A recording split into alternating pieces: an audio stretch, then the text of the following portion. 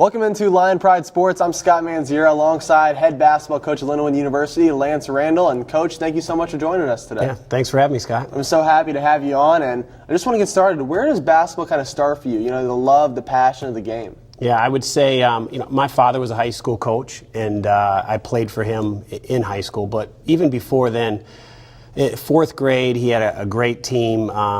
Won the state championship, and just following that team and being a part of it and going to the games, going to practices. I used to go shoot at the practices, and just the energy that encapsulated the entire community, grabbed me. And that was really when my passion for basketball as a player, certainly at that stage, grabbed hold. And then, carried through for the next, 10 years or so that I played in high school and then played in college. And I actually wasn't planning on playing in college. I chose the Beloit College, because it was the #1 archaeology school in the country, and I wanted to be an archaeologist.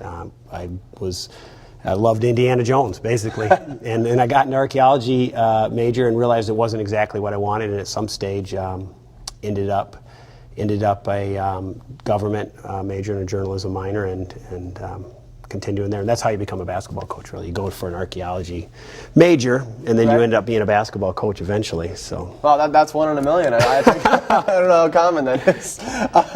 But you were associate head coach at D3 Wisconsin Stevens Point, and then you moved to head coach at D2 St. Leo.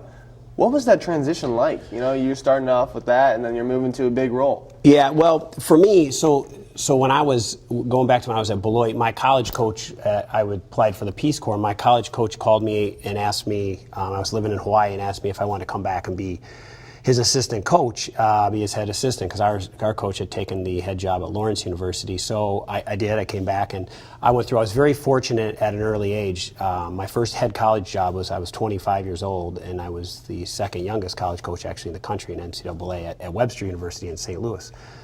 So I had been a head coach prior, and I was head coach there, and then I coached overseas for a couple years and was a coached over there in 20 different countries, which was a great experience.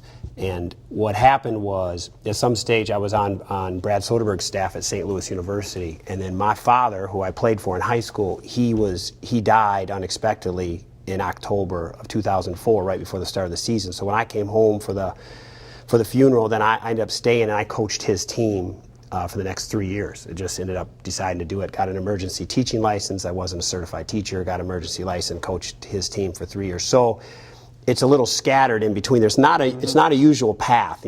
Being a young college head coach at NCAA Division III, coaching overseas, being on a Division I staff, and then coaching high school after your father dies, which was an unbelievable experience. It was very emotional for all of us. And then we kind of ended up at Stevens Point, was supposed to take over. He was retiring, but we won the national championship in our first year, and he decided he wanted to stay and coach a little bit longer. So when St. Leo opened up, it is, again, unusual going from a NCAA Division III associate head coach to an NCAA Division II head coach, but it was, some of the background experiences and successes we've been a part of allowed us to make that transition. So it wasn't all new becoming a head coach at that stage, and I am a head coach. I feel that about me, especially at this stage. I enjoy being an assistant.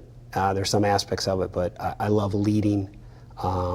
I love all the organizational aspect of it. The complete picture is invigorating for me. And can you talk about coaching overseas to coaching here at Lindenwood? What are the differences? What are the similarities? Is there any of those? There are. Basketball is basketball, and I think that when I went overseas, I had no background whatsoever in professional basketball, and I had only been at NCAA Division III. So it is quite a bit of jump as far as a level. We had there were only 2 players that were younger than me on the team. Many of the players were making more money than me, much like the way it is in the NBA per se. These guys were career professional athletes, and what I found is if you're honest, that's the first thing, and you treat people fairly, and people are always players are always going to have, I should get more shots, I should play more. That's not fair. That's opinions. But you treat them fairly, they see that, and you allow them to see that your own shortcomings. You have a self-deprecating way. I think is very important in leadership, and instantly you can become close without losing any integrity in that relationship of that coach player. And so as far as that part of getting to them and motivating them, that was easy. Learning the game with the 24-second shot clock and a higher level athlete, that's very different. And translating that made me grow as a coach. I think very much helped me, become a better coach, get out of my own comfort zone of the system that I had been a part of as a player and assistant, and then I ran as a Division III head coach, to now all of a sudden I had to throw everything out. And I went and met with Lorenzo Romar, met with a number of different guys who had some European background playing and coaching, and just talked a little bit about different things that worked and didn't work. And I kind of had some ideas, but you get a plan. And as Mike Tyson said, everybody has a plan until you get punched in the face. and certainly when you get over there right away with the expectations and the crowds and ownership and a community of the second biggest city in England, and your games are on TV on Sky Sports throughout Europe, and you're in a European league, there's a lot of pressure. So you better figure it out pretty quickly. And fortunately we did, and we had some really good guys who bought in. So being able to morph and change, I think that's one of the things that you brought from that experience to continue to grow and educate yourself to all experiences, certainly here at Lindenwood. And then obviously that brought you to St. Leo, so I'd like to go back to St. Leo. So then from St. Leo you came here. And how did you just think about leaving St. Leo? I mean, St. Leo, beautiful place, Florida, and coming here to the Midwest and St. Louis. I mean, what led you to move from St. Leo here? Well, I don't have any hair, so sunscreen costs were exorbitant for us, and it was just running us into the red constantly. Literally, yeah. My wife's from St. Louis area, and they have a extended family here, so that was a huge deal. I mean, certainly, just being around family, but the potential for an athletic program for a university like Lindenwood was tremendous. Just the facilities are outstanding, and just the area, St. Charles, the growth of the university, just felt like this was a place that you can build a national level program and sustain it. And it's a very difficult league, and very, you're up against it, certainly competition-wise, but I felt that it had a chance to be special. And you just talked about growth. How have you seen the Lindenwood basketball team grow over the last couple of years? Well, I think that we're at a stage now where we have a foundation. We talk about building our culture, and you come in, and for us, and culture is such a buzzword in the last 5 years, but we've been using it for way beyond that. I've had some very good mentors who said, hey, before your system, you got to have your culture, and some things that you do to change your culture. And I feel now that we are in that, you implement rules, you implement expectations, you raise a bar for according to what you want, not in anything against previous coaches. It's just what your expectations as a coaching staff are. And then you begin, to enforce them, to have everyone lift each other up. And when the players kind of take over that role, when the players transition, the new guys, the young guys, they transition, and the players do their own sort of communication in general, that's when you've begun to your foundation becomes established, and your culture starts to run your program. And I feel like we're at that stage right now where our culture is very good. It's not exactly what we want at this stage, but it's become very good, and we have some very talented players who, and we're young. We have one senior on the roster right now, and I think for the next, we're not going to have this big drop-off or turnover. I think the future just continues to get better and better every year, talent-wise, and as they grow into what we're doing system-wise as well. And you mentioned some of your coaches in that, too.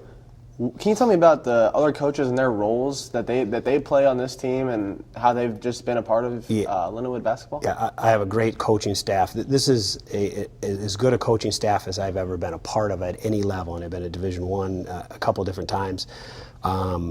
They're great people. First and foremost, they care about the players first, and not about themselves, about showing off. It's all beneath the scenes about getting it done. And one thing I'm a big believer in, and I was just talking to somebody last night outside of our program that was asking, boy, it must be hard if you lose assistants. I said, I'm pushing them out. Like, I'm always pushing them out to grow and get to another. I'm very proud of it. It's a big part of a head coach's job is to mentor and grow and get coaches into the right positions for them to be successful and be ready when they get to that position to be successful at that next level. So I think I have three guys that can be outstanding at whatever they choose, whether it's to be a head coach or go to become a Division I assistant. And we throw a lot at them. I mean, they have management responsibilities. They all have scouting report responsibilities. Right. We balance that out. They have certain aspects of duties as far as technical stuff that they're going to do on a day-to-day, whether it's equipment, whether it's travel. Each of them has their own duties with that. And they all share a piece of the recruiting. And they all have their strengths and weaknesses. So as a leader, you have to push them out of their comfort zone of just in their strengths. You have to develop their weaknesses. Right. But you also have to be able to get them to accentuate each other's strengths to work together, personality differences, so on and so forth. And again, I can't say enough about them. They're outstanding. They do a great job with the guys, and I know our guys love them and appreciate all the hard work and just their talent, too, as well. And we really love and appreciate you joining us today. Thanks so much, Coach. For Coach Randall, I'm Scott Manziera. Thank you for joining us on this episode of Lion Pride Sports. Thanks, Scott.